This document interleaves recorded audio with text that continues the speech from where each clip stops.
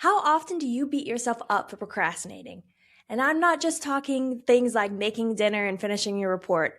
I'm talking more big picture things, like that idea that you just keep circling but never touch, starting your novel, prepping for that 10K next month. All these things that you just won't start. And it's not because you're lazy or because you lack discipline, but because you almost care too much about that thing that you paralyze yourself into never starting. I've been there.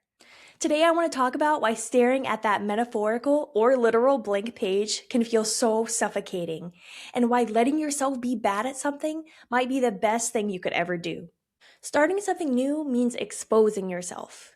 It means taking something that was invisible but perfect inside your head and making it visible and imperfect, as it's bound to be. Because as long as we refrain from starting something, it can stay as this safe, perfect idea that we have in our head. We don't start because we fear that we'll be wasting time or that we might not be as good at something as we thought we would be. Or we may have to face some uncomfortable truth about ourselves that maybe something we thought would be a good fit actually isn't. And that's uncomfortable. And on top of wrestling with this negative self talk, we're also falling victim to the motivation myth, which is something that I myself have done so many times. I'm not motivated to start yet. Like, I'm waiting for this motivation to hit me before I can actually start something. You're waiting for the excitement. You're waiting for the confidence. You're waiting for the right moment. But what I've learned is that motivation doesn't often come before you start something.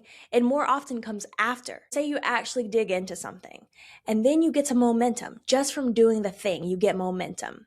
And that momentum can then lead to motivation, which then makes you want to come back and continue doing something. Often this may feel like forcing yourself, but we can reframe that into allowing yourself to start something even if your heart isn't completely in it. Know that it's okay that you're not feeling 100% ready, that's fine. So in addition to the motivation myth, there's also this monster called perfectionism. I am well aware of her wrath. Perfectionism is responsible for that sneaky voice in your head that says, "Oh, I'll just start when I'm more ready," or "I don't think I should start yet, I'm not quite prepared." But what perfectionism does is it raises that bar so high that you couldn't possibly reach it. And perfectionism makes you believe that your first try should already look polished. And so when you're waiting to feel motivated and you're also waiting to feel perfect, at that point, starting is never going to happen. But I swear it's not our fault that we're like this. We are surrounded by pressures, maybe at a personal level, but most definitely at a cultural level.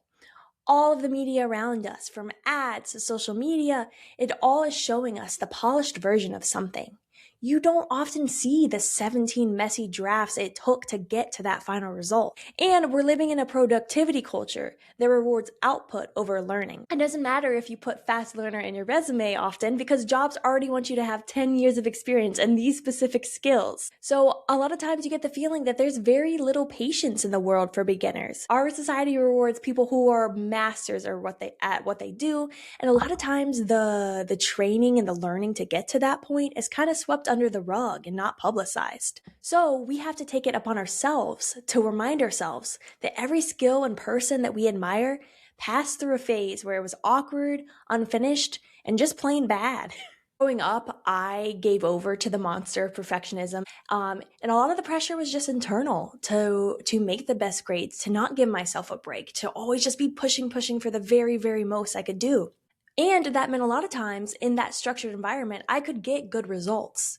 But the moment that you step out of that environment in which you're able to succeed and then step into a new challenge, it can feel like, oh my God, who am I if I'm not making this high grade anymore?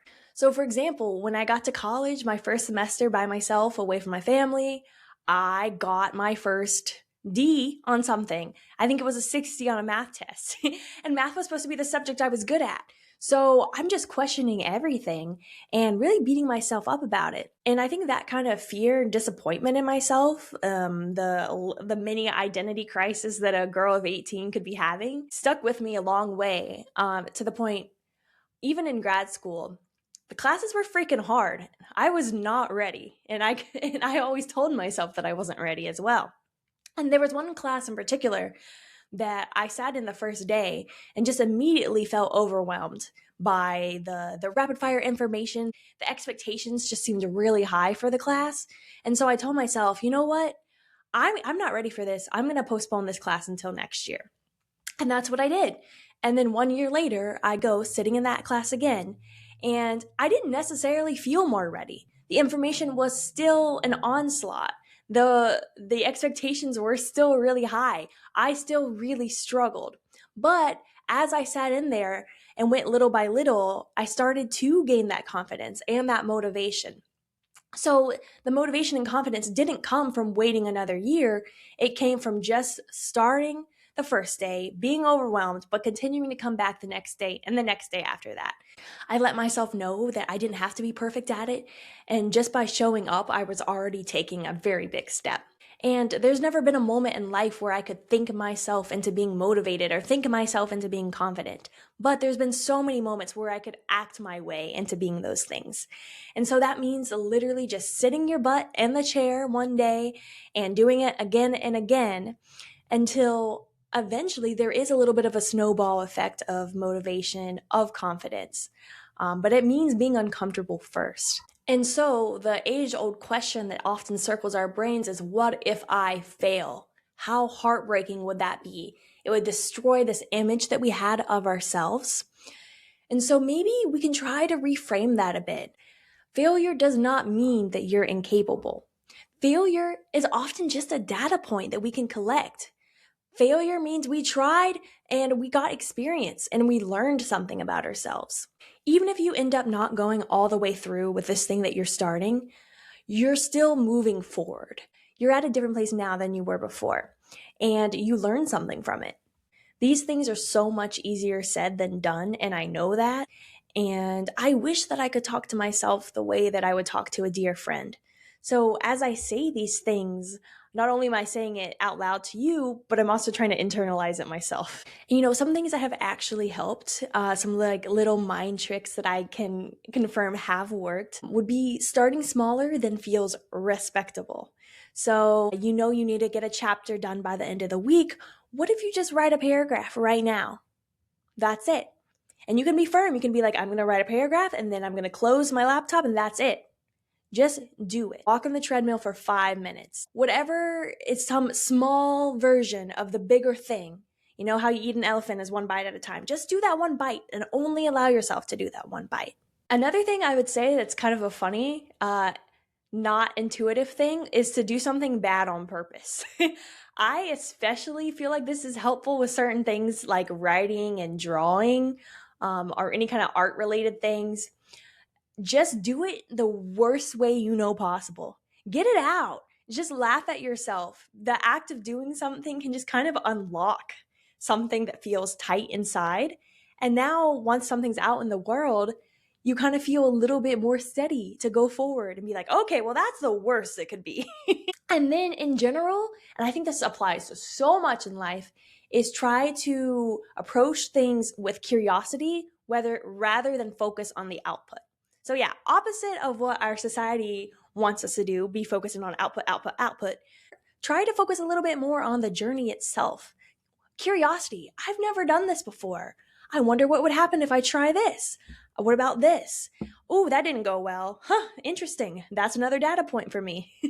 So you can kind of think of yourself as like a little kid. You know how little kids often don't have that kind of pressure on themselves? They're just doing it for the sake of it. They're just curious what would happen if they press that button or if they try to jump off this ledge. Don't jump off the ledge. But in general, I think we could try to adopt that mindset of like curious children a little bit more and try to bring back some fun in it.